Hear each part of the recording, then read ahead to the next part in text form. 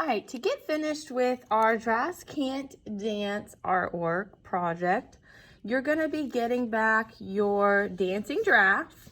And when we started drawing him, we drew him with bending arms and legs, and his tail was curved, his neck was curved. He was in the middle of dancing. We wanted to show movement in our artwork.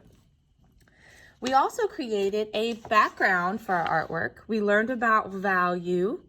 Value is the lightness or darkness of a color or hue.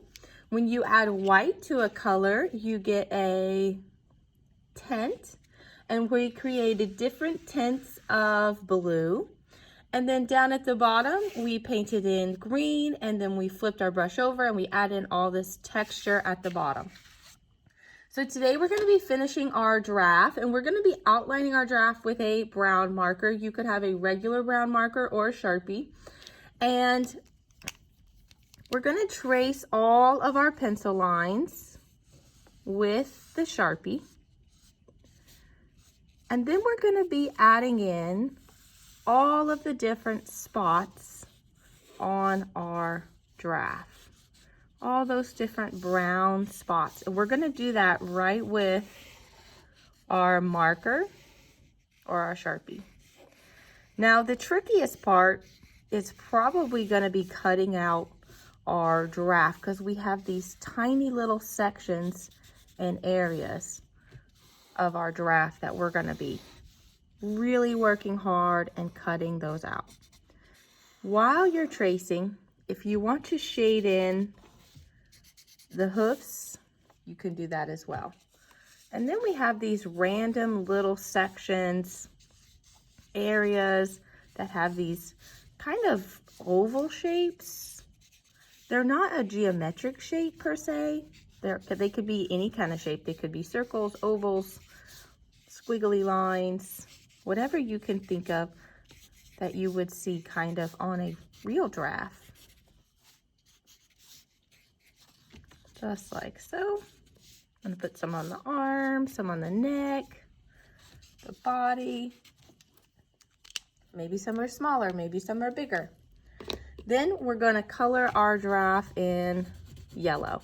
Now, you don't have to worry about coloring inside of the line so much, because we are going to be cutting this out. So you can do a pretty quick coloring on this, because like I said, it doesn't matter if you accidentally color outside of the lines. It is no big deal. We're going to be cutting that out. So I did a pretty quick coloring on that, just making sure I'm covering all of the white areas. Now I'm going to do what I call as a rough cut, which means I'm going to try and cut out all of these big areas of my paper first. Just real easy. I'm just trying to cut off a lot of excess. So it's really quick and easy. You're not doing any details yet. So look what I did there. That took me about 10 seconds just to get around the outside. And now I'm going to go in and do the detailed cut. So this is where you're going to have to use both hands. Really get in here and use your left hand, use your other hand to help you turn your paper while the other hand is cutting. Look how I'm turning my paper in a different direction. This hand is not turning like this, but this hand is turning the paper. I'm going to show you again. So watch.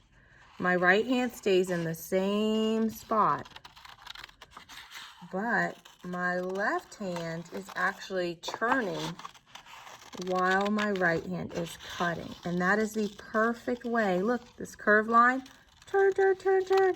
Boom. Perfect. I'm not turning my wrist while I'm cutting, because cutting is hard enough. You don't want to make it more difficult by having to turn your wrist and cut at the same time. And this is probably what's going to take up most of the time, is mainly just cutting out our giraffe. Now you can cut from one side, then you can come in from a different side and a different angle and cut that out like that, if that works easier for you. So like I said, I'm going to start on this side, cut halfway, start on the other side, cut halfway, and then meet in the middle, cut that whole shape out. If you want to do that technique, Works very, very good. Or you could just go all the way around, turn your paper all the way around. And then you could do the little picky stuff last if you want to get this. Just like that. And if you accidentally cut off a limb, it's okay. Save it, put it to the side. And when you glue on your big giraffe, you can glue on the limb right where it should go. All right, all of these little scraps are gonna need to get in the trash can. An easy way to do that is because since you have a messy mat, I like to put it all in the messy mat, take it to the trash can, and then dump it in there. And then bring the messy mat back. Really easy way to hold it. All right, now we're gonna attach our giraffe to the new background. And it can be anywhere on the background. Maybe it's turning upside down. Maybe it's dancing this way. Maybe it's dancing this way. You'll have to think about that.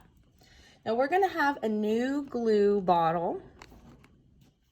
And it has a little cap on it. And you'll have to share it with your shoulder partner. And it actually has a paintbrush on the inside, as you can see here.